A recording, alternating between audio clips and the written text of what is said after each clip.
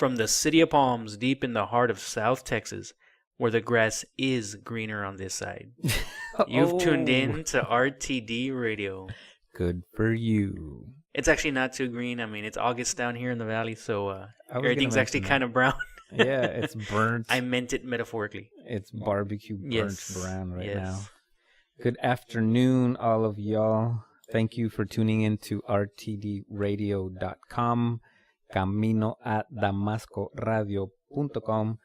For those of you who have tuned us in for the very first time, you can find us on YouTube, our webpage that I just mentioned.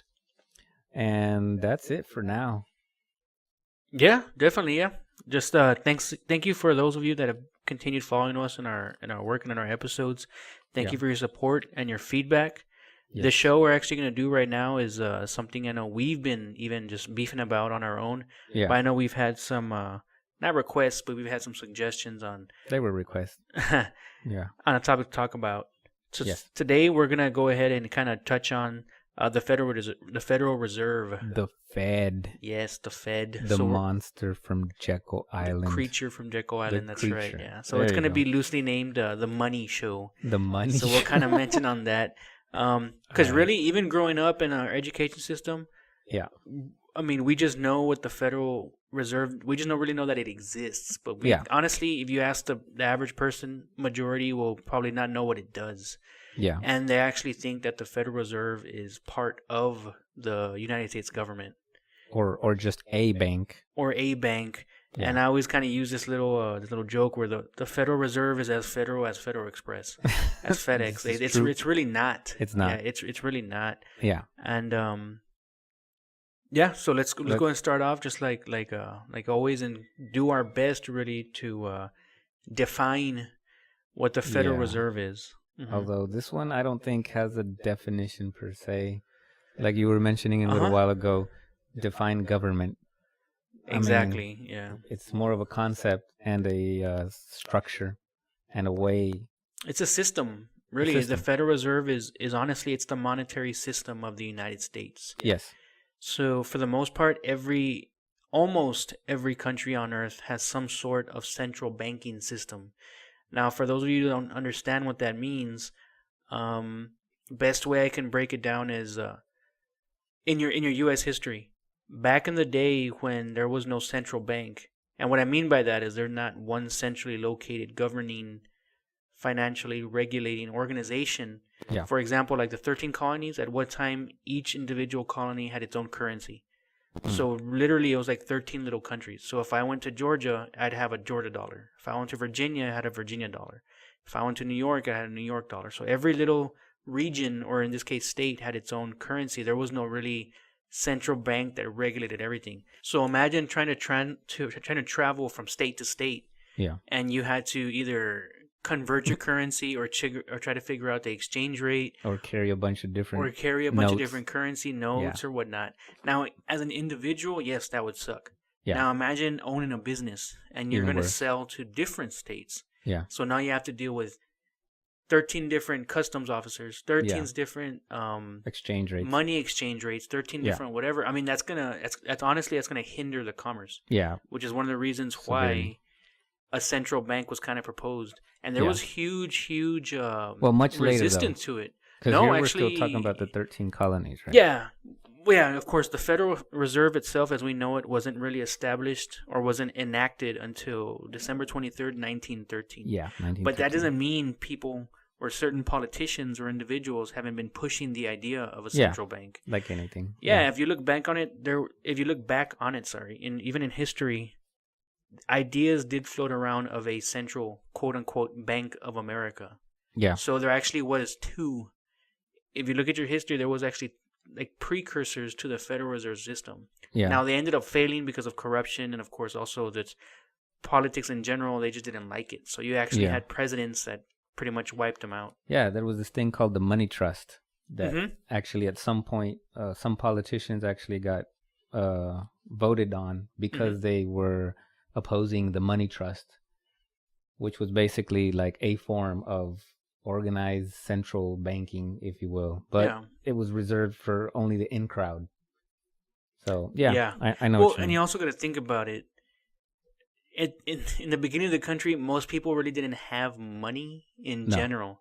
no. So let's go. I'm gonna just use the example to make it simple of the 13 colonies. Yeah, Your average citizen bartered for everything. yeah, It exactly. was, you know what? I'll trade you this for that. I'll Yeah, trade you this for that. that's where the word buck came from. Exactly. So Yeah, your average, not like us nowadays, where on average almost anybody walking the streets will have at least $20 or at least some kind of amount of currency yeah, available to them. It's not yeah, like I yeah, can go to Walmart or some store and say, you know, I'll trade you my belt for this milk yeah. or No, whatever. It's not like there's that anymore. Well, back no. then it was.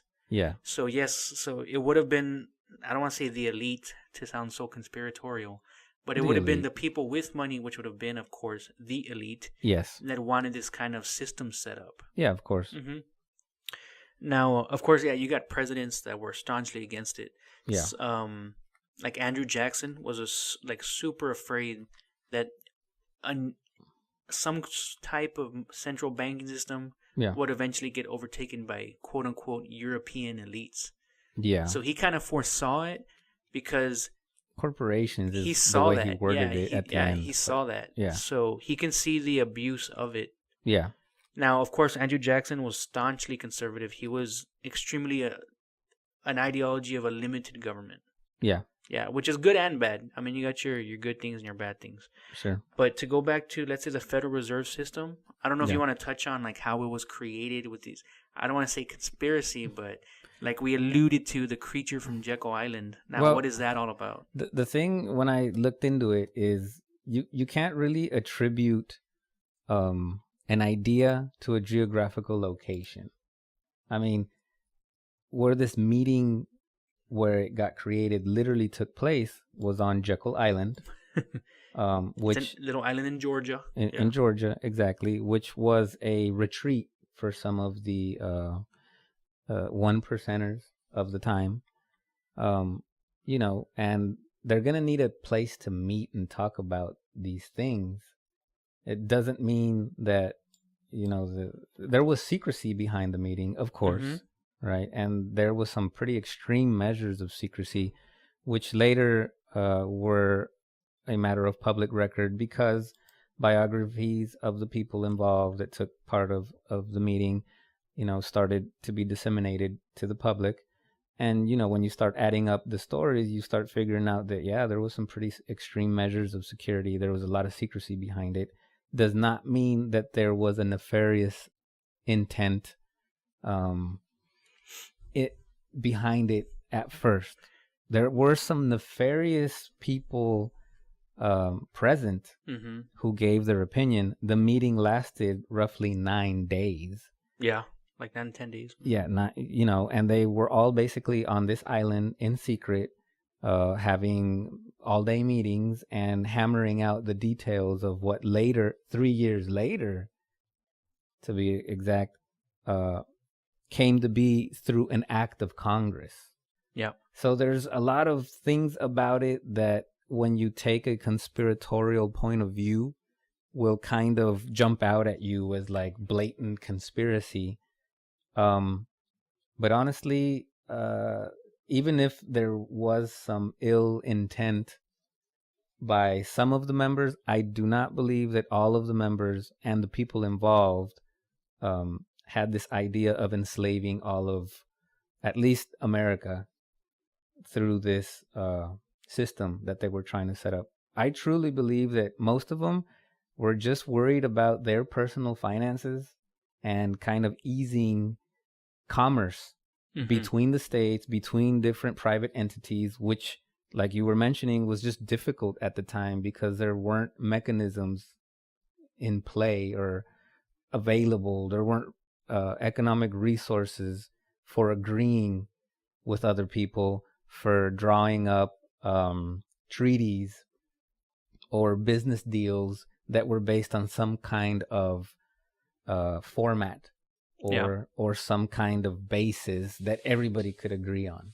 a standard, if you will. So, having a Federal Reserve, which basically gives a set value to the promissory notes that it's going to end up printing, kind of sets the stage for uniformity, so that everyone can agree on a predetermined value for these Federal Reserve notes, which are the main mechanism by which the Federal Reserve disperses wealth, or the value of its organized state of being. Yeah. No, and definitely the banking system that we are all used to today, that we all know and love today, Yeah. actually was love. very sarcastic. That it was very, very different back then. Yeah. Now, to go back to Jekyll Island, to kind of sum it up, in November 1910, there was a meeting of 6 men. It was 1 U.S. senator, Yeah. and 6 heads of banks. Pretty much. And 5 heads of banks to make it to 6. In representation for other people. Yes. So like if they were representing like J.P. Morgan. Yeah. They were representing some of the Rockefellers, things like that, the Vanderbilts, things like that. Now, of course, these names are always associated with conspiracy theories and whatnot. Which is why I mentioned that I don't think the people involved themselves were actually nefarious. And we can't always assume that just because something is secret makes it nefarious. To go back to it, the early Christians met in secret. Yeah. The founding fathers of the United States met in secret. Yeah, of course. So to say that every secret thing is nefarious, it's really not. But to go back to it, so these guys were all based out of New York. Now I think the senator, which is Nelson Aldrich, was actually a senator of Rhode Island. Now he spent 2 years of his term actually studying the banking system in Europe. Okay. Because the way the U.S. banking system was set up around that time, which is the early 1900s, they really held all their cash. Yeah. So it's not like nowadays where if I deposit $10, $100 in the bank, really the bank is required to only keep maybe 30 of it, and they can lend out the other 70. Yeah. So that's good and bad. So back then what the banks were doing is when somebody would deposit money, they held like 90 of it and lent out 10. So you can see where the flow of money was very limited. Yeah, of course. It was real it was inflexible. In Europe, on the other hand, they would take their money and of course they would reinvest it. They would loan it out to primarily manufacturers and different companies. So it was more flexible. So in times where they needed it, they could easily call on those loans, get the funds back, and kind of spread it out to loan out to the more people. Back into circulation. Yes. Yeah. So that's kind of how it started. Now, of course, this senator didn't want to present this European type of banking system to the Congress because, of course, it's too European. One of the prides of America is we're not Europe. Yeah, exactly. It's really one of the reasons that America's so proud is because we're not Europe. We're not Europe, of course. And of course, 1910, we had just gotten out of the Spanish-American War. Yeah. The U.S. really just wanted to keep its own. Yeah. So what they did, like you mentioned too, during these 9 days in Jekyll Island, the front was that these individuals were going to go on a duck hunt. Yeah. So what they did is they kind of hammered out like a plan on how to structure the U.S. banking system, so that there was an overarching, quote unquote, I don't want to say government, but a policy holder, which would have been the actual Federal Reserve, and their little member banks. So like we were talking about before, like the United States, literally if you think about it, it's 50 individual little corporations, branches that form up under the umbrella of the one big one, of the United States. Yeah. The Federal Reserve System kind of models something similar to that. Yeah. Where it's divided up into 12 regional banks. Yes. All under the umbrella of the actual quote unquote Federal Reserve. Yeah. Now, they borrowed the idea of federation. Yes, exactly. In essence. Mm-hmm. Yeah. Because they were really concerned about a bunch of the panics that were happening in the 1800s when there was shortages of cash. Things like that. Because when think about it, when there's shortages of cash, what are people going to do? They're going to start bartering. Now, if you have nothing to barter, you're going to start stealing.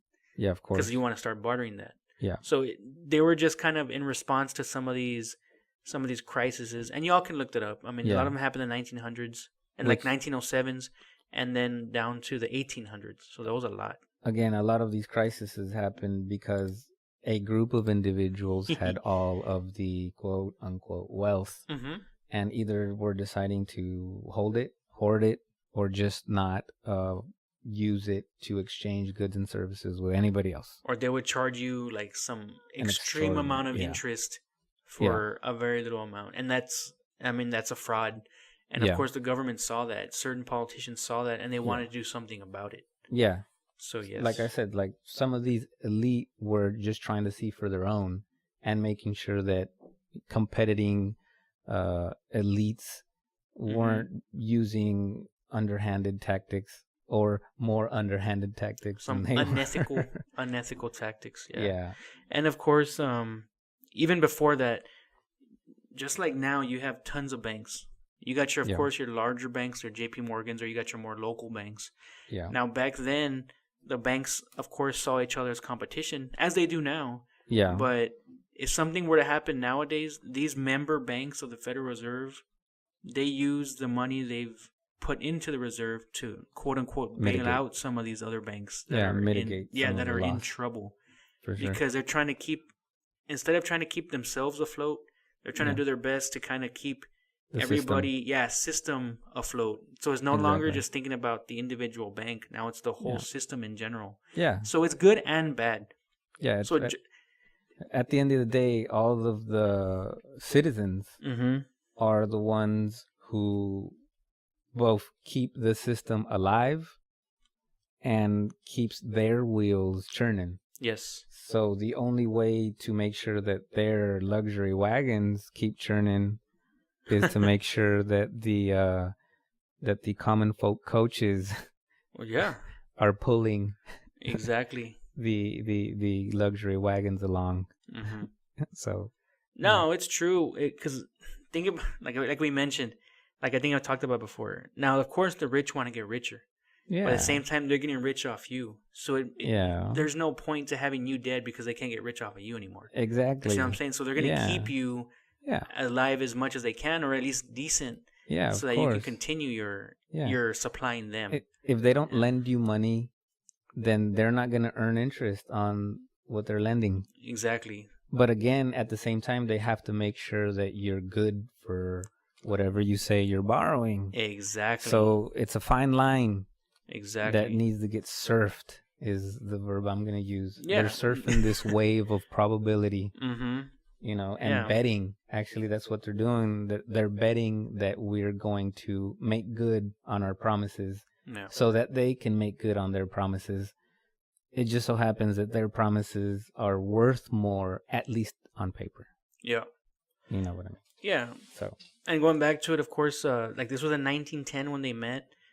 The actual bill was presented to Congress in 1913, and it was actually signed into federal law by Woodrow Wilson on December 23rd, 1913. So this past 2013 would have been the 100-year anniversary of the Federal Reserve. Yeah. And I think even at the time it was Ben Bernanke, which is the chairman. He actually gave a speech on at Jekyll Island, celebrating the 100-year anniversary. Yeah. Now, of course, just having a name like that gives it some kind of negative connotation, of course. Yeah. The name is charged. It is charged, yes. I mean, especially in the horror movie. Yeah. I'm going to go ahead and attach a few links to the site where you can... I'm not going to say it's impartial, but it's going to have just basic information on the Federal Reserve. Yeah. If you want to know how it's made up, like we mentioned, it's made up of 12 banks out of Boston, New York, Philadelphia, Cleveland, Richmond, Atlanta, Chicago, St. Louis, Minneapolis, Kansas City, Dallas, and San Francisco. What? No bank in the Valley? So there is no bank in the South Texas. There is a Bank of South Texas, but not the bank. Yeah, and these banks are the ones that are like the member banks that make up the Federal Reserve. Now it's made up of 7 board members. All of them are nominated by the president and confirmed by Congress. Yes. So that is where you kind of get your somewhat federal oversight. Yeah. So the current chairman of the Fed is who? I don't know. Is Janet Yellen. Okay. Yeah, she was. I think she was appointed by Obama. So before that was Ben Bernanke, and before that was Alan Greenspan. So it's actually really good and really important to know these people. Yeah. Because these are the people that help determine the value of the money in your bank account. That's when you have money in your bank account. Exactly. Buddy. Yeah. So for the most part, the Federal Reserve pretty much, okay, I'm going to break down. They performed 5 general functions. Yeah. So they conduct the nation's monetary policy to promote maximum employment, stable prices, and moderate long-term interest rates in the U.S. economy. Yeah. So whenever you hear, oh, the Fed raised the rates, the Fed lowered the rates, that's them. What they're trying to do is really stabilize the economy. And it can get touchy because whenever somebody says they're going to raise their rates, oh my God, I'm having a heart attack. That's everybody always hears that. Of course. The things that happen is if the rates are too low, that means your money is worthless. Yes. Think about it this way.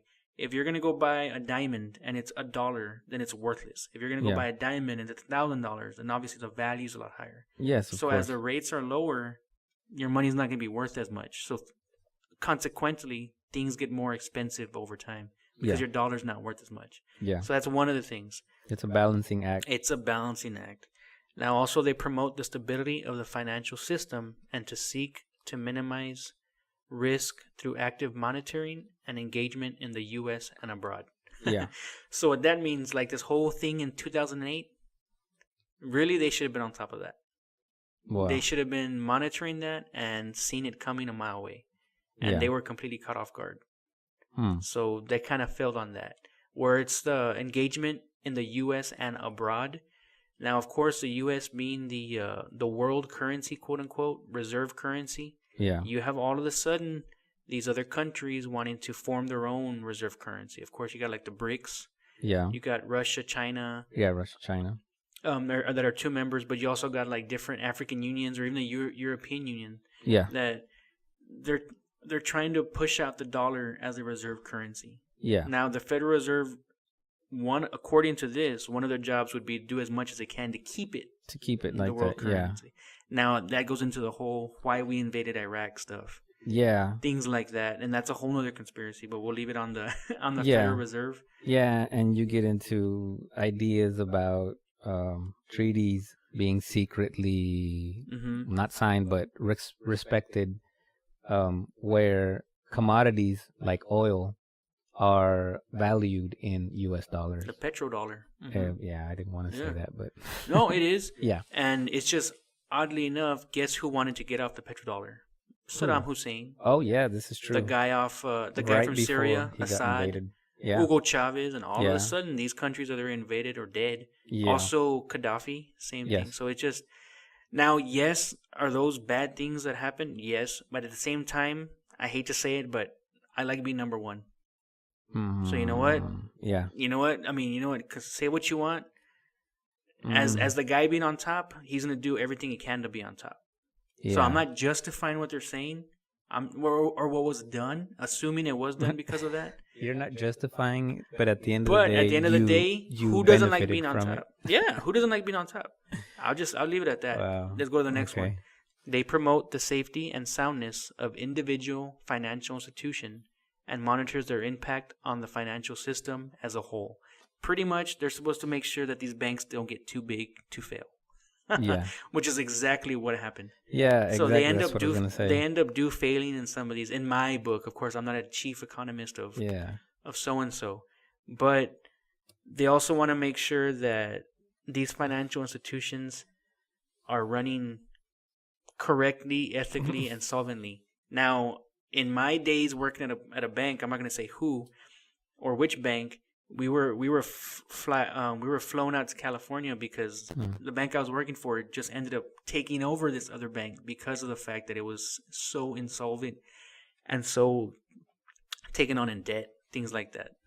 So then the Fed in this case would have set certain regulations or monetary policies set on these banks so that I'm going to use the example, for every $100 I deposit in the bank, they're only allowed to lend out a certain amount.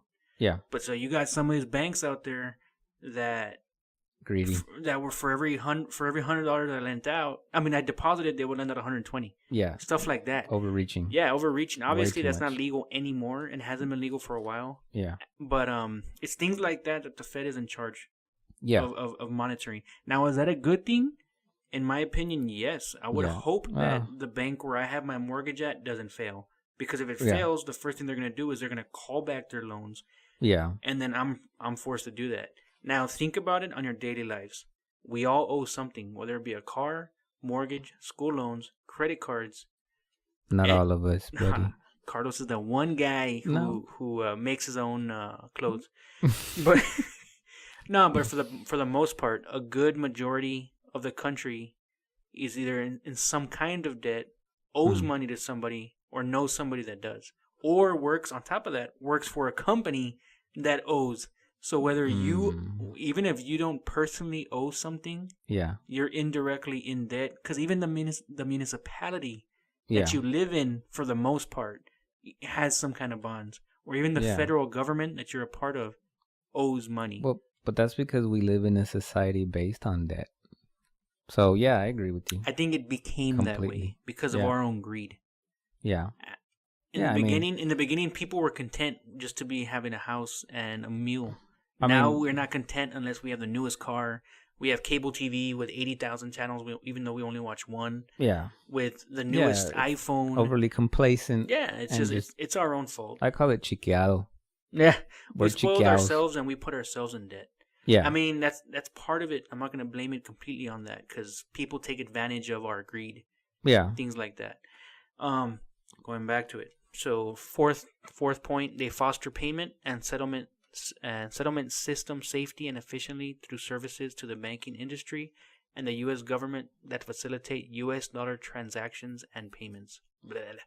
Pretty much that Yeah. means whenever we transfer money from one place to another, it's going to always be in that same currency, so Yeah. U.S. dollars. It's a certified currency per se. Yeah, for any of you that have ever wired transfer money abroad, they Yeah. always give you that option. You want to transfer in the local currency or what? In U.S. Or dollars. US dollars, yeah. I don't know of any bank in the world that does not hold U.S. dollars. Yeah. So they're even these cryptocurrencies. Yeah. What is Bitcoin always converted to? Dollars. It always gives you the dollar value of that Bitcoin. It's Yeah, never it'll show the it to ruble value of that Bitcoin. Well, it's it is never if you're in Russia. Even then, it's gonna have to be the dollars and then to rubles or whatever. It's always that conversion. You can literally go to a Bitcoin teller because they have ATM machines now where you can convert, and you put in your local currency and it'll spit out a voucher, no, or something like that. a hashtag or hash value. Yeah, something like It'll that. print it out for you and it'll add it to your digital wallet. Yeah. So, and in exchange also you can pull out of Bitcoin at any moment. Mm-hmm. The weird thing though, like now that you're mentioning it, is when you want to pull out a certain currency, there's a waiting period. Because obviously there's no Bitcoin banks Not yet. are storing, not yet, exactly, that's the important part, that are storing these different currencies so that people, I think that's by design, because that their intent is for Bitcoin to be the currency, you know. And there's some real interesting things going on with Bitcoin. We won't get into that right now. Yeah, Bitcoin's a whole other topic. Yeah. The fifth thing is they promote consumer protection and community development through consumer-focused supervision and examination.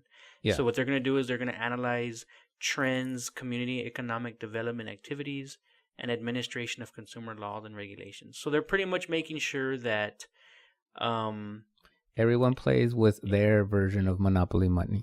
Yes. And on top of that, they're making sure that, like, this whole bubble of the housing, the whole housing crisis. Now that was a trend that few people did see it coming. Yeah. And in reality, the Fed should have seen that coming, but they didn't. So in that case, they did fail, which is why you ended up getting the resignation of Ben Bernanke. Yeah. If you really think about it, I mean, go back into it. Bernanke literally, I think he almost died or something. Like when all that happened, like it was it's horrible.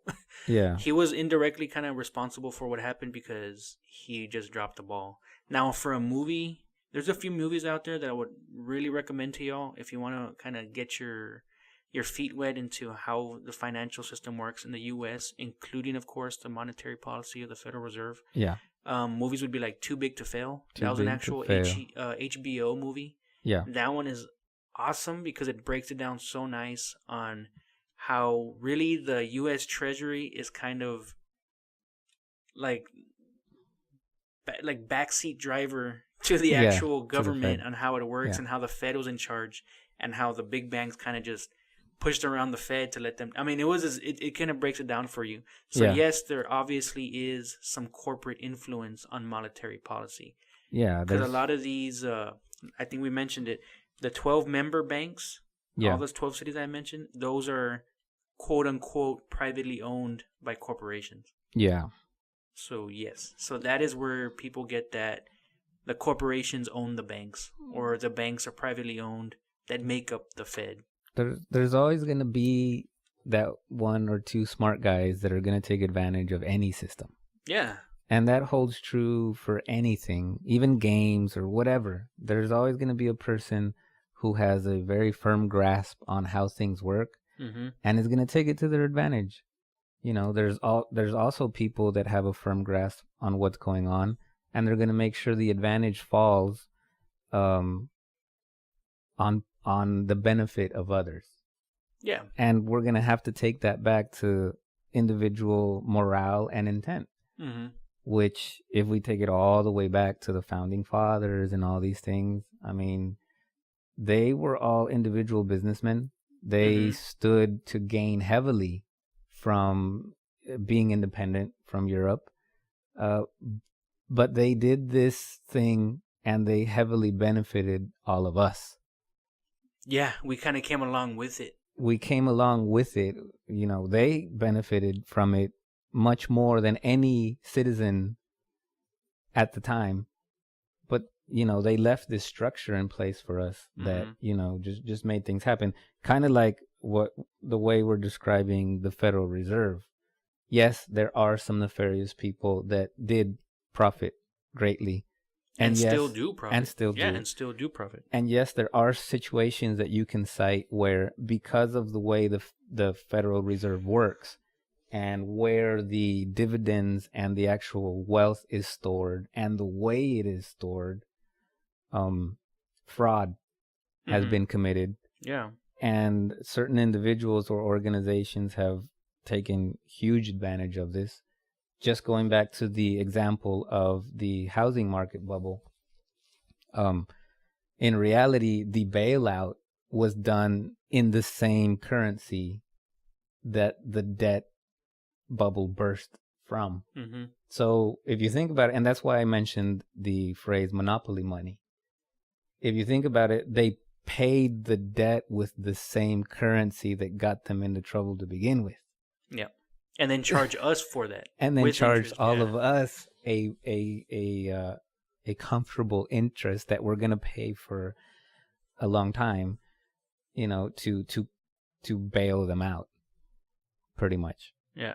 A good movie to watch on that, of course, Too Big to Fail. Another one is The Big Short. The Big Short. Man, I would recommend you watch that movie. It's very enlightening and it's extremely educational. Obviously, it's not meant to be like that. Yeah. It's a movie in every literal sense. It's got Hollywood aspects to it. Yeah, and it's like Brad Pitt in it, Steve Carell, and like don't take notes.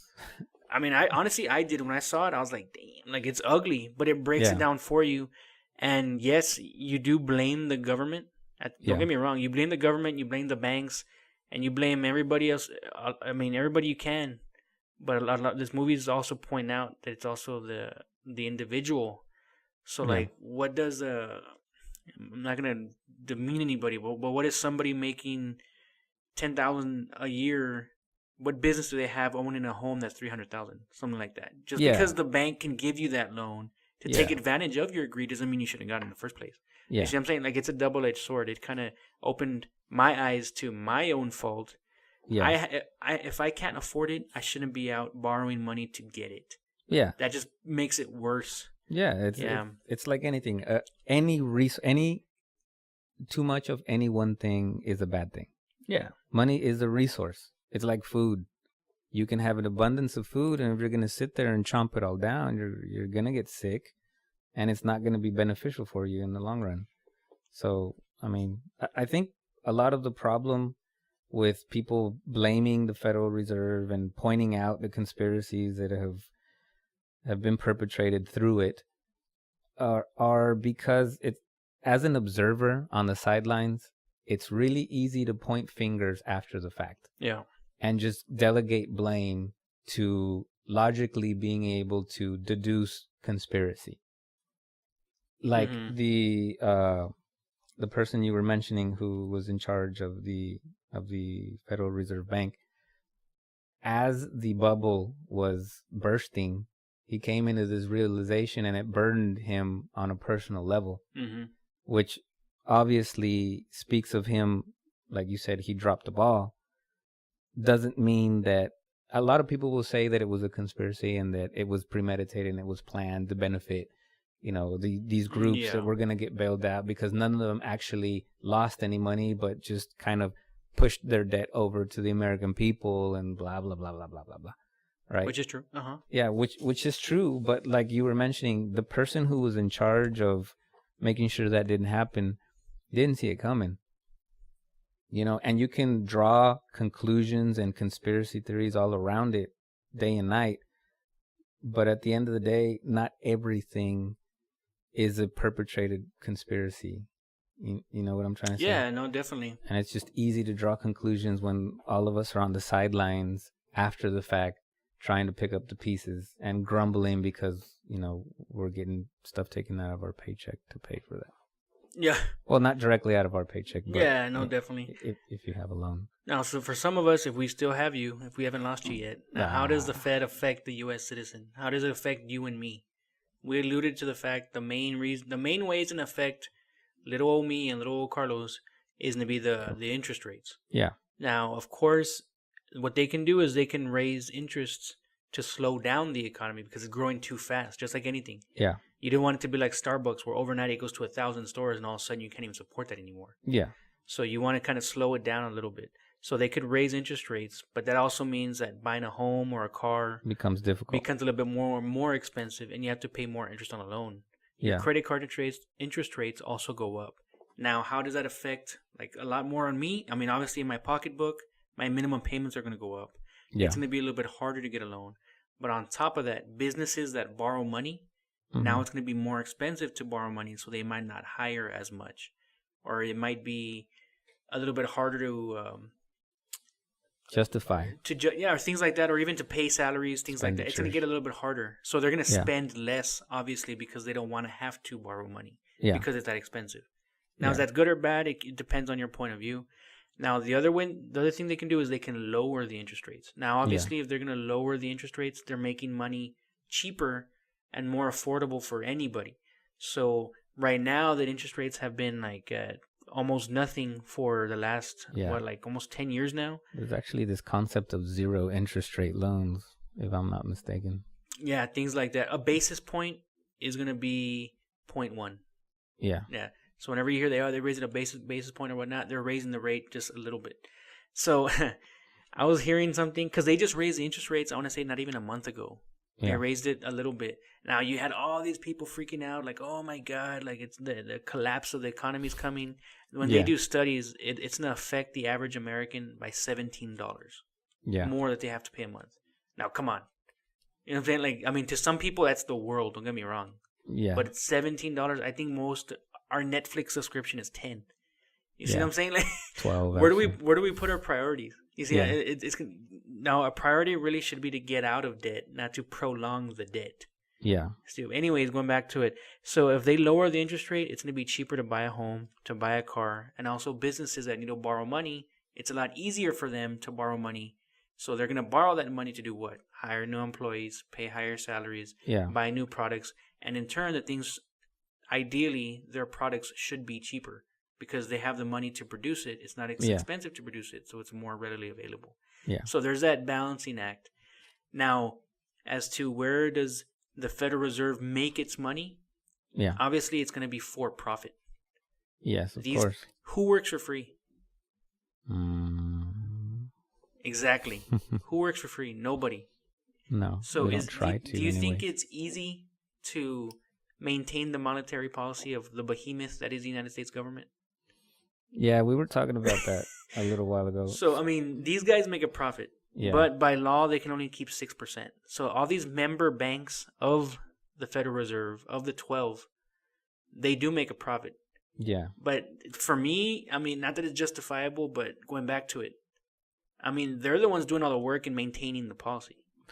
Yeah. It's good and bad, yes. I mean, don't get me wrong. You can have those nefarious reasons, and also these banks are going to do, quote unquote, what's best in their interest. So obviously they're going to want a monetary policy that benefits them. So if they can make more money by paying out more loans to less qualified people, obviously they're going to push that agenda. You understand? It's going to get politics involved. Yeah. I mean, when you express it that way, it sounds almost poetic. Um, and when you talk about them justifying their work, I agree. I agree that there's a level of education or skill that really. goes Yeah. into this. And I know you're not going to agree with this, but the thing is, to me, it all comes back to the value that we as humans place on work. Because, at the end No, of the it's true. day, It's true. it is a lot, okay, it is a lot of quote unquote work.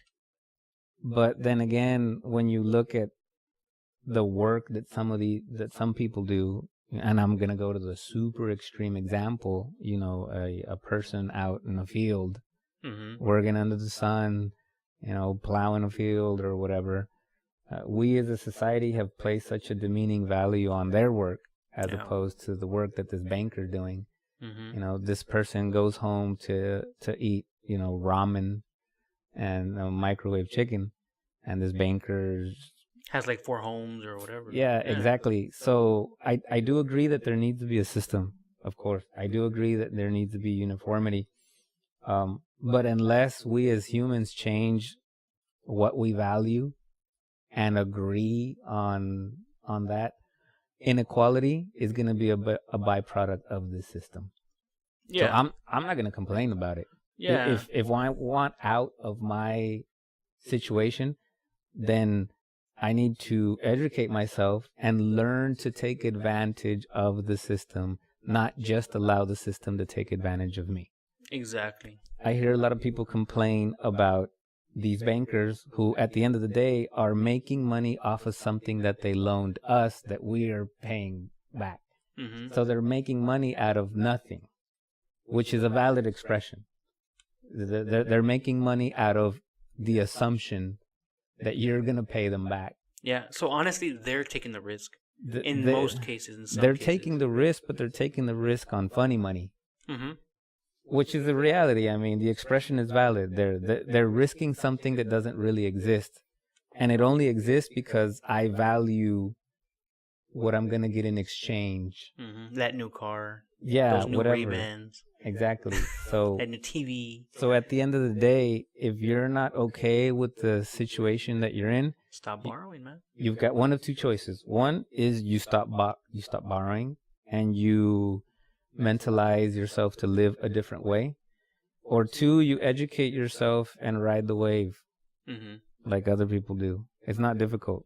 And one of the things that I like about this country, as opposed to having lived in Mexico for so long, is that because of the regulations at this federal level, I'm not going to say corruption doesn't exist, but it's everywhere. Yeah. but it's so much more unlikely. And when it does exist, it exists at such high levels that it hardly ever affects the individual citizen, Mm-hmm. unless it's going to be a huge thing like the collapse of a bubble. So at the end of the day, I would rather live in a competitive free market environment where my work and my enthusiasm will benefit me in the short term, as opposed to living in a place where I'm going to get strong-armed no matter how right I am. Because like I was mentioning, in Mexico, corruption is so bad that even if you do things correct the right way, you still get screwed. Yeah. And that goes from the lowest levels. And I'll give you an example. In Mexico, because corruption is part of the hierarchy, things as drastic as accounts being closed and penalties or dividends not being paid out to the account holder, Mm-hmm. they happen just because you as an account holder were too ignorant to know that because they closed out your account, you were entitled to some form of dividend from or penalty fee from that. Yeah.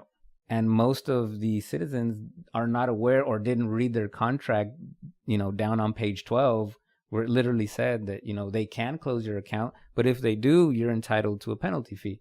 And this example I'm giving you happened to my mom.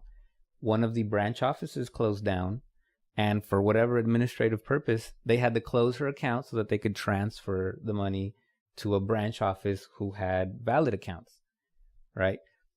They just closed her account, didn't notify her. One day she rolls in, doesn't have access to her money. Mm-hmm. Someone is just like, oh, you had your money in whatever branch? Yeah, well, that branch closed down, right? Now, she is actually a public accountant, so she knows her stuff. She actually did read the contract, and she had to fight for penalty fees to get her money back. That here in the U.S. would have been notified up front. Mm-hmm. There's a letter that says, hey, we're going to close your account, but you know what? Guess what? You're entitled to these penalty fees because we messed up, and there's this guy at a member bank who's overseeing what we do with our money, who's going to make sure that so that we can get our $1,000, you're going to get your 100. Mm-hmm. And that's the example I'm trying to give. Yeah, no, definitely it's true. I know a question that I get often or that I've heard is, does the Federal Reserve ever get audited? Yeah. And to be honest with you, as far as I know to date, there has never been like a full-blown audit of like all the books of Federal Reserve. Can you imagine auditing the Federal Reserve? I mean, that's crazy. I mean, that's going to take a long time. But I know they do weekly publish a balance sheet of charts where they have different trends and stuff like that. Now, honestly, for the average citizen, they're going to look at that and just whatever. So even if there was an audit, honestly, the majority of the United States would be like, whatever.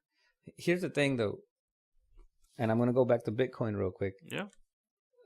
Bitcoin is based on a blockchain, which in layman's term is a public ledger of the accounts. So it literally posts debits and credits of every single transaction that takes place when you use the Bitcoin currency, and that is for public review. Mm-hmm. So in this case, an audit to the Federal Reserve would not be necessary because it's implicit in the way that type of money system actually works. Yeah. So in my mind, at least, the necessary evil, which was the Federal Reserve, is going to get an upgrade to a 2.0 money system when this thing about cryptocurrencies takes off. I know Mando doesn't agree, but I'm putting my money on the cryptocurrency horse. That's cool. To take over. Yeah. For some of these reasons that we're mentioning right now. Yeah. And I know the Government Accountability Office also conducts reviews of the Federal Reserve every year. Now, what that is, that's a branch of U.S. Congress that does that. And also the Office of the Inspector General also sends to get an independent audits. Now, honestly, how trustworthy are these independent audits? I'll leave that to you. Yeah. I mean, if you trust your government, then you'll be okay and cool with that. Yeah. If not, I mean, you got people like Ron Paul, which is somebody I really do look up to. Now, he calls, of course, for the abolishment of the Federal Reserve. Yeah. And at a minimum, he calls for an audit. Because honestly, I agree with that. I mean, we should know what they're doing with the money. Because break it down in a nutshell, what the Federal Reserve does is they tell the Treasury to print out a certain amount of money. Yeah, of course. What they do is they take that money, lend it out to banks at a certain interest rate. Yeah. Let's see the example of 1%.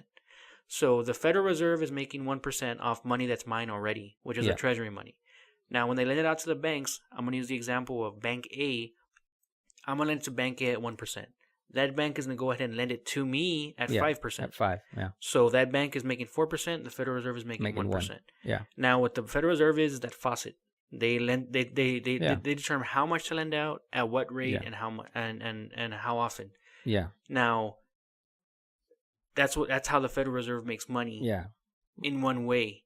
Now, obviously, what do they do with that money is, of course, that's where you get into all these. They're funding secret underground bunkers. Exactly. That's where I was funding murders. Yeah. They're hiding up all this stuff. I mean, that's where you want to get people that audit them to find out exactly where that money goes. Yeah. Now, for the most part, that money, quote unquote, goes back into the U.S. Treasury because ideally they're working for the benefit of the U.S. people. Yeah. So if they're making $100, $94 is going to go back into the Treasury. Yeah. But 6% of a few $100 billion is a lot. Yeah, no, that's That still a lot. that Yeah. and the white elephant in the room, which Hmm. is what's backing this currency. Ah, What is it equivalent to in physical hard assets? well, back Because then it was gold. Going thank back you. to it, it was a gold standard. Was Now, I've read pros and cons of the gold standard. yeah, Some, of course, that it's not even sustainable anymore. So for us to try to go back to it yeah. would just be like the dumbest thing ever. Well, because of the amount Of people and money out there, there's not exactly. enough gold to even sustain Yeah. the amount of cash Or the and amount even of people gold out out there. there per ounce or gram would be worth so much Yeah, that it'd be like what just you have on your neck would be ridiculously expensive. it's yeah, exactly. Going back, there's so much money out there that it's Yeah. not even worth They're it. not going to do it It's because too much people have physical gold, and that gold would be so worth yeah. that it would break the value chain. Yeah, and also do if your you will. research. At one time, owning gold was illegal in the United States. Yes. People Well, forget that because they were trying to make sure that the the currency money was still worth something. flowing through the system was Yes. actually backed by something that was worth something. Exactly. So at one time, I think if I'm not mistaken, it was Teddy Roosevelt that actually made it illegal to Yeah, I own think so. gold. So what they literally had to do is go to the nearest depository Yeah. and give them their chain, their rings, or whatever, and they would give you that equivalent in cash. Yeah. So, and then later on, when it was legal, you could take that cash back to the same depository and get that's worth in gold. Yeah. Now Nixon did away with that. Yeah. Now you can go into this Got whole so argument bad. or whatnot on why, Yeah. but at the end of the day, is the U.S. better for it? I would say kind of yes and kind of no. Yes, because you know what? We're able to print out more money because obviously there's more people and there's more things to do. As long as we can raise that debt ceiling, we're gonna be As all long as you right. can raise it. That's going to go back to taxes, though. That's a whole nother argument on who's taxed and whatever. But anyways, still. like I said, I've heard different arguments that there's even been propositions to remove the gold standard and have it based on something else, like copper or uranium or even plutonium. Actually, Eisenhower actually floated the idea of putting on plutonium because it was so rare. Yeah. Things like that. Because gold was one of those metals that it's rare, but it's not rare enough to where people use it as teeth. You know, stuff like that. You see stuff like that. So it's one of those icky subjects that really the Federal Reserve is going to be somewhat in charge of that, but they do have influence and for example, telling Nixon, get off of it. So just to be concrete here for those of us laymen in this conversation. So right now, as of right now, the trillions in circulation are backed by... It's probably more than trillions. Sorry. I didn't mean to say that, but yeah. Yeah. Okay. It's like not even a number. The amount of promissory notes that are out there are backed by what? The claims paying ability of the United States government. There you go. If that's not clear enough, all right. I mean, that's what every loan now is. Like my mortgage. Yeah. Yes, it's based on that house, but more importantly, it's based on my claims paying ability. So, like, okay, like a car. Whenever you go by one of those, like, I'm not gonna say rinky dink, but when you go by one of those car lots, your job is your down payment. As long as you have a job, you can get a car. Why? Because they don't care about the car. The car's probably worthless. So they're more based on the fact that you can pay that car rather than the car itself. So that's where you get your loan originators and stuff like that. Now, put it on a national level, and that's what the U.S. currency is based off. They're based on the fact that they have enough people paying taxes to pay back those obligations. Yeah. Now, unfortunately, you get a lot of people that don't even pay taxes. So then the ones that do are stuck with the bill. Well, and then that's where you people, get into your whole argument of whatever. The other way around. You got people that pay taxes that never ask for their return because we get taxed at every single transaction at every... Now, okay, we're not going to get into the debate about federal and state taxes and all that kind of stuff. Yeah, because that's where we would go with that. But what I was going to ask is, so then could I describe the whole system as a whole as a Ponzi scheme without being incorrect? I would say no. I would describe Social Security as a Ponzi scheme, but not the monetary policy as a Ponzi scheme. Really? Yeah. Well, because at least Wikipedia is describing Ponzi scheme. The definition as Definition. a Ponzi scheme is a fraudulent investment operation where the operator generates returns for older investors through revenue paid by new investors rather than from legitimate business activities. That's Social Security. That's not the monetary policy. Well, they're printing money based on the expectation that you're going to return what you've already borrowed. Yeah, at this moment. So it's not taking previous, like your Ponzi scheme. So what pretty much a Ponzi scheme would be like them taking my grandma's money, or me taking my grandma's money so I can pay for my son's money. That's what a Ponzi scheme is. Yeah. See, that's not how the monetary system works. But they're taking my ability to work to generate taxes to pay their loans. But yeah, at the same they're, time, they're generating the new promissory notes based on that expectation. I mean, I guess you could say yes or no, but at the same time, I'm also benefiting from that loan. Like, we'll use the example just down the street, all that construction. Yeah. Now, yeah, I hate it. At the end of the day, I'm going to benefit from it. Or even the construction on the expressway. Yeah. I hate it, but at the end of the day, they're funding that probably with a loan, but I'm going to benefit it. For one, commerce is going to benefit from it, making it easier to travel. 2, traffic should be easier to do. 3, the jobs it created to build that. There's so much that goes into it that to label it as one bad thing. Going back to it, I would say Social Security would be more the Ponzi scheme, where I'm taking my money to fund the retirement of those that have already been retired, that they didn't put in as much as I put in. Yeah. I mean, it's good and bad. Yeah.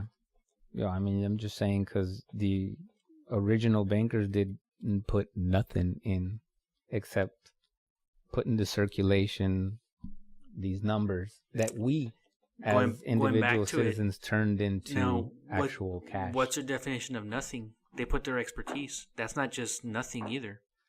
Really, dude? Yeah, I'm going to say yeah. I'm actually going to say yeah. Okay. Some people would call that expertise. Other people would call that their devil-inspired ideas. I mean, if you're going to leave it at that, then literally every bad thing is a devil-inspired idea. I think that's the literal definition of evil. Yeah, I think so. I'm not gonna say that. I'm not gonna go that far. Just like you even alluded to, those individuals, they may or may not have nefarious ideas behind them. Yeah. For some of these people, they really generally wanted to make commerce easier in the United States. I did say that. Now, if that idea gets twisted into this horrible freak show that is a Federal Reserve System, now it was and it is, or it is and it was. It just, you see what I'm saying? Life itself got twisted in that horrible freak show. Or even the United States. Let's roll this back. Now, their idea of the United States government was to be this like shining city on a hill.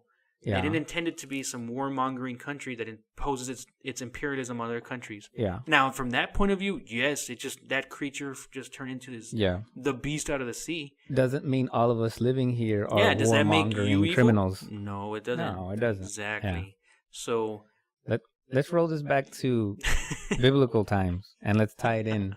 No, because I think we're at that point. It's true. But going back to it, I mean, I wouldn't call it a Ponzi scheme, but the fact that my money is literally based on my ability to work, it's kind of messed up. It is. It's just somebody else is telling you how much your work is worth. Exactly. There you go. Yeah. Now it's messed up. Now is it a fraud?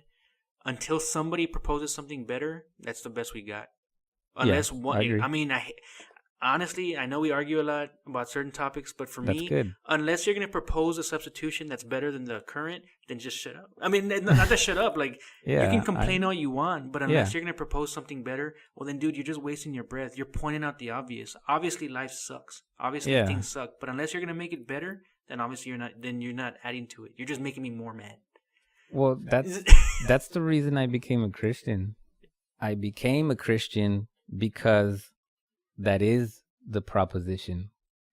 Like you just said, life sucks. But we do not have the individual capacity to change it or perfect it on our own.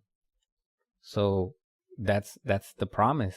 That's the gospel. That's the message. That's the reason Jesus came, to say, hey, y'all inherited sin and thus death and thus grief and pain and hurt and injustice and all of the things that make up this Federal Reserve System. Make it successful. And I don't have a better proposition, and I can't have a better proposition, because the only thing, it's gotten so bad that the only thing that's going to fix it is a supernatural force that can come and bring a totally different thing. And that's why, I mean, that's one of the reasons. That's not just why, but that's one of the reasons why I became a Christian, as opposed to another religion, or as opposed to continuing my ideologies on energy and trying to look at God as like this benevolent energy that was impersonal, but at the same time all encompassing and whatever, right? The idea that God actually is a personal being that understands what we are going through and has promised to make it better. That's why I'm betting on being a Christian. And when he's telling you, hey, I'm going to make it better, and I'm going to give you this example of my son that you're going to follow, who's going to show you the rules, and he's going to basically teach you how to live. As long as you believe in him and you follow his rules, you're going to be all right. So just going back to your comment, I don't want to be mad. And the only way that I can not be mad is by delegating my anger to someone greater than me. In this case, Jesus Christ. Amen. So, yeah, let's get a little bit into money and the Bible, because this is not, it's not a foreign theme. I just remember that scene from They Live, where which the one? guy's holding a bill and it says, "This is your God." Yeah. Yeah. That's a good movie. Yeah. Anyways, go back. Yeah, let's go back to the biblical references. Yeah. One thing, a website I love using is BibleGateway.com. Yes. They're just awesome. They have so many different translations, and even in Spanish. Yeah. There's decent translations. But as far as bank, it really meant like a bench or a table where the ancient money changers would display their wares. Yeah, that's why it's called. Yeah. In English, the bank is literally just a physical building. Yeah. Where people would just conduct financial transactions. Yeah. Now, I know we were looking at it like in the Old Testament, there's actually strict laws against charging interest to your brother. So like even within the Jews, that's like me and you, if you were Jewish. Yeah. Now, I could lend money to you, but it was more for your benefit rather than me making money off of you. Exactly. So if you needed $100 to buy whatever, I would lend you $100 and you would just lend it back. Yeah. Now, the way the Jews kind of got around that about interest was, well, now if I lent you $100, so now you got to work for me, so for so and so amount of time. Yeah. So that interest was not paid back in money; it was paid back in, now I own you and your family. Yeah, things like that. Yeah. So you see how there's always a way stuff gets twisted. Yeah. So God sets up this rule really for the benefit of his children, so that we can kind of quote unquote share our wealth with each other. Yeah. Not socialism, but just kind of share our wealth with each other. So if you're in trouble and I'm able to help you out, I'm going to help you out without having to charge you interest on it. Yeah. But of course, you got those people with sin in their heart. With sin in their heart, where they're just like, you know what? I'm going to pay you, but now you got to work my field for 20 years. Yeah. Or whatever. And that's where you got this whole, the years of Jubilee, things like that coming, where literally God had to impose, you know what? Let's just wipe it out every 7 years because it got that bad. Yeah. Things like that. I'm sorry, you're gonna say something? No, that's what I was getting at. The actual concept of interest and interest rates are from way back. Mm-hmm. As a matter of fact, Jesus himself mentions twice, once in Luke and once in Matthew, about having put his money in the bank, and on my arrival, it would have received my money back with interest. Yeah. So this concept of learning to live within the system and make it work for you goes back from way back. And that doesn't mean Jesus agrees or disagrees with the system, but at least he acknowledges that there's a system in place where if you're not going to do anything with your money, at least put it in a bank where at least it'll get loaned out or whatever. Yeah. So like I said, not that he's approving or disproving it, but at least he knows that the concept of Yeah. is of making money with your money is Yeah. there. Yeah. Yeah, of course. And I think he meant that more towards us. Like Yeah. the money in our case being the gospel, and we need to share it. We can't just hold it in ourselves. Yeah. Yeah, we can't just sit Or here profit from it, like a lot of people like a lot of have. these televangelists or whatever. Oh, yeah. But at the same time, if I'm being saved by God, obviously it's going to be some huge thing, and I'm going to want to tell the whole world. Yeah. So to the person that just hoards it and just never tells anybody anything, I Yeah. mean, at least do something with it. I think he That's pretty bad. hint towards that. Yeah. Now, back in the day, of course, they could only charge interest to the foreigners. Yeah. They couldn't charge interest to their own Jews. So of course they're going to charge this crazy amounts to foreigners. Yeah. And of course they got rich off that. So that's where you Yeah. start getting this huge class divide with your rich Jews and your lower Jews. Yeah. And it just got Bad. it got bad. Yeah, these guys were they were, instead of charging taxes on their brother or sister, now they just charging interest, they change it into a form of tax. So now you got like your things like a temple tax, Yeah. your sacrifice tax, goat tax. I mean, they taxed you crazy for everything. Yeah. So rather than making money off, they're gonna find a way to make money off you, Yeah. no matter what. Yeah, exactly, and that's how they made their profits. Yeah. But banking in general, going back from the Federal Reserve, I mean, obviously has its roots in banking. It's not necessarily a bad thing. No. Now, I know, like one of the first banks ever, like actual quote unquote modern day bank you could think about would be like set up by the Knights Templar.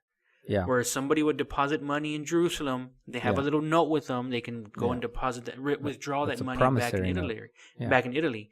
Yeah. Now, somebody would say, "Well, what's the point of that?" Well, think about back then, where Carrying gold. Exactly. It's a lot safer now. Yeah. Obviously, chances are nobody's gonna rob me going to make a deposit at the bank. Yeah. Back then, it was extremely dangerous carrying money with you, or even creditors' notes. So let's say I was good for my money in Italy, but I'm going to a trip in Jerusalem.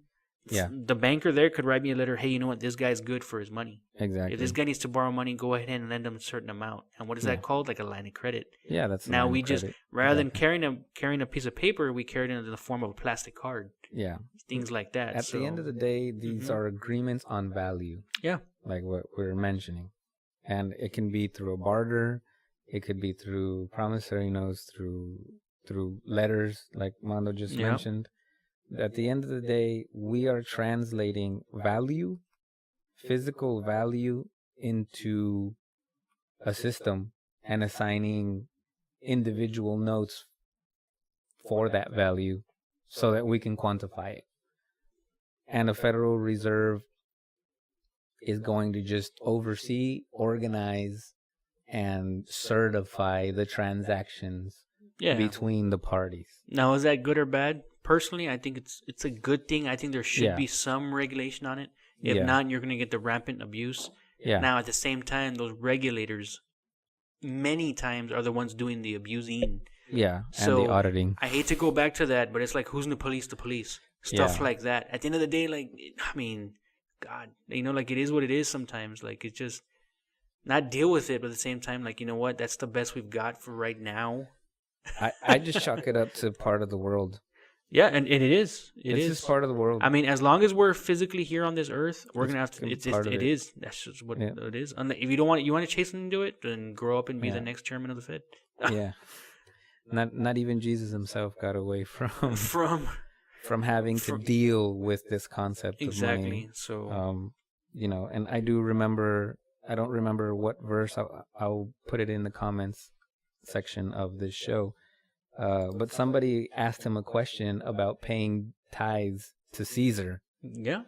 Give to Caesar what is Caesar's. Yeah, and he literally said, hey, man, give to Caesar what is Caesar's and give to God what is due to God. Don't try and mix spirituality with money. Mm-mm. If you're poor and trying to blame your spirituality, or because you're so spiritually enlightened, you should have more money, you're wrong. Yeah. And you're bankrupt morally, spiritually, and physically for thinking that way. Yeah. So, I don't know. Yeah. You got anything to add? I mean, the Federal Reserve, I'm not going to say it's a good thing or a bad thing. I think statistically, like I think we were talking about before the Federal Reserve, there was something like 6 or 7 depressions. Yeah. After the Federal Reserve was established, there's only been two. So, I mean, Yeah. statistically, we're better off with it.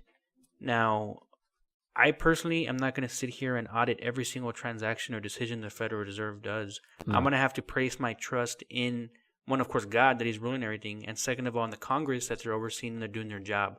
Now, I can complain about Congress all I want, but at the end of the day, I mean, it's just the rulers of this world. I mean, I'm not there in that position. I have to live my own life, and I have to trust my fellow American to do what's best in my interest. Now, and also, my 2 cents on taking on debt, I'm going to go back to Proverbs 22:7. The rich rules over the poor, and the borrower becomes a lender's slave. At the end of the day, it's easier said than done, but if you don't need it, then you don't need it. If you really, I mean, like I said, it's easier said than done, and I myself am guilty of it. So it's very hypocritical for me to say, you don't need the newest iPhone. You don't need the newest vehicle. You don't need the newest TV. Honestly, at the end of the day, live within your means. Most of the problems that we have in this country is because we don't live within our means. So I hate to say it, but even going back to my earliest studies, if we can't, as individual citizens, control our finances, how do we expect the government that represents us to control its own finances? Yeah. If us, as an individual citizen, are up to our eyeballs in debt, and the government technically is a reflection of the citizenry, then it's only making sense that the government is like that. So it's going to start with the individual. Yeah, for sure. I'll be honest with you, it's going to start with the individual. No, I agree. So we can't be so quick to point the finger at the government. Oh, the government's in debt, government that. Well, look at yourself sometimes, man. Yeah. You know, look at, how do you act? Does the government need the newest battleship? Do we need the newest killing machine? No. Honestly, I would rather spend money on schools, hospitals, and stuff. You criticize the stint in your neighbor's eye. Take care of the log. You're gonna be that guy in your own. But it's true, though. That's true. Yeah, and I'm guilty of it. Even right now, I'm trying to dig out of the debt hole that I put myself in my youth. And you know what? It sucks. You're still young. I'm going to be paying off that stuff for a while. Now, the best thing I can teach to my son is to not do that, to live within his means. Well, but he's not going to need to, because now you are finishing paying the home that he can have as a base. Like when he's 20, but... That's a good age. Yeah, but he has that security. No, it's a trade-off. Everything is a trade-off. It's a trade-off, and I'm not going to say banks are evil, because if it wasn't for a bank, I wouldn't have been able to get my education. If it wasn't for a bank, I wouldn't have my vehicle. If it wasn't for a bank, I wouldn't have been able to finance my wedding or the ring that my wife is wearing. I wouldn't have been able to buy the house I'm living in. It's very rare for a person to have 50 to 80,000 or however much your house costs to just throw it down and get it. It's extremely tough. So you know what? Banks are going to be one of those necessary evils. That I think nowadays, in the way the world runs, I can either, like you said, either be against it and be hating on it, or just go with it and game it to my benefit. Yeah, of course. Yeah, a lot of these churches out there, the church I go to right now, got a bank to buy the building that makes that church. Yeah. So, like, I mean, it just like everything, it's how you use it. Yeah, of course. Yeah. It comes down to the individual. Now, at least for me, Federal Reserve, not good or bad, but I think I'm better off with it. Yeah, no, I agree. Yeah. I agree completely. I gave my example about the differences between Mexico and the U.S., so I'm on board. Yeah. I'm on board for sure. Just, we come at it from different perspectives. Like we said, what they do with their money is the thing in question, that black budget stuff. Yeah. And I hate to compare it, but like, the Federal Reserve, a lot is like the Vatican, man. They have like their own police force. They have their own little like internal investigations.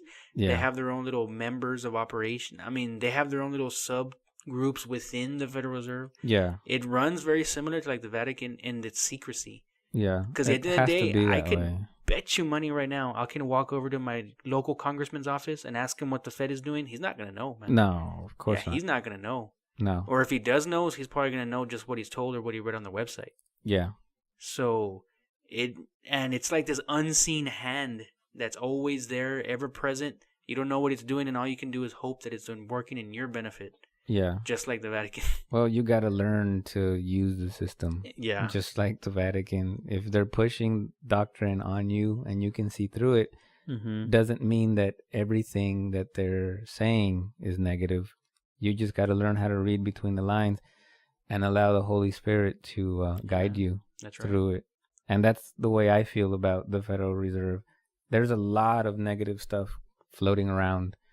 And I would even go so far as to say that there are demonic entities within the reserve pushing a totally demonic, satanic, grievous, of course, agenda. Yeah. And they're using our money to get that done. They're using our money to quote unquote subvert or try to even destroy us. Really. Yeah, I'm going to say that's happening. I agree. Now, does that mean that I'm going to go and bomb the Federal Reserve? No, because at the end of the day, like Armando's saying, thanks to that Federal Reserve and the institution of banks and the hierarchy reaching me, now I can have benefits. I personally don't have a lot of debt, but then again, I don't drive a brand new car. Is that important to me? Again, it just goes down to what you value. Mm-hmm. Do I want that brand new Mercedes? No, not really. I mean, I drove around a 2004 Cherokee. I'm good. Yeah, it's down to the individual. It comes down to the individual, and I don't know, man. I'm good. Yeah, I'm good, but I like your explanation on the Federal Reserve. And I mean, we can go into banking. I think eventually I want to do a show on banking because banking and the Federal Reserve go hand in hand. They're not the same. But they're not the same. No, they're not. Totally different. Yeah. But just from basic experience I had, banking is very similar. Yeah. And honestly, banking it's like a gun, man. It's how you use it. Yeah. You can use it to shoot yourself in the face or defend yourself against something that's trying to come at you. It's just like anything, man. It really is. And we'll get into that. Yeah. Honestly, I think this episode was just to demystify a little bit the Federal Reserve and kind of throw some facts on there and demystify it. It can be nefarious. I don't doubt that there are nefarious individuals in there, but the same could be said about most churches. Of course. The same could be said about the government, the federal, about anything. The same could be said about even your workplace. About Think about it. Everybody in that work always has that one guy or one lady that's always just trying to cause problems.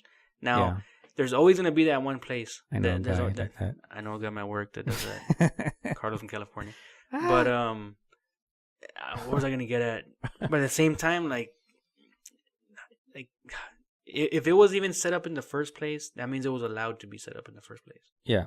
So, take it how you want to take it, and I'll leave it at that. I agree. Yes, sir. It comes back to be a better person yourself. Seek Jesus Christ because He's the one who's going to teach you how to be a better person, how to deal with this nefarious system built around you.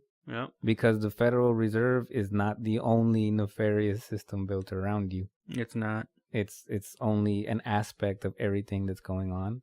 And, it's equivalent to calling food nefarious. Can food be nefarious? Yes, it can. But it's also necessary for my existence. Can it harm you? Yes. And if you eat too much of it, you're going to feel bad and you're probably going to throw up. Well, money is exactly the same. If you eat too little of it, you're going to starve. You need that balance. You need that balance. Yeah. And the only one who can teach you spiritually how to achieve that balance is Jesus Christ. Amen.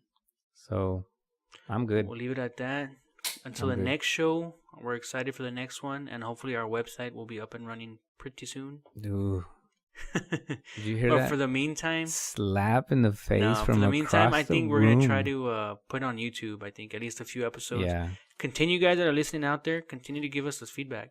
Yeah. Continue to give us that feedback, and we appreciate it. And I love it, and I find it uplifting. Yeah. Except for that one person out there, you know who you are.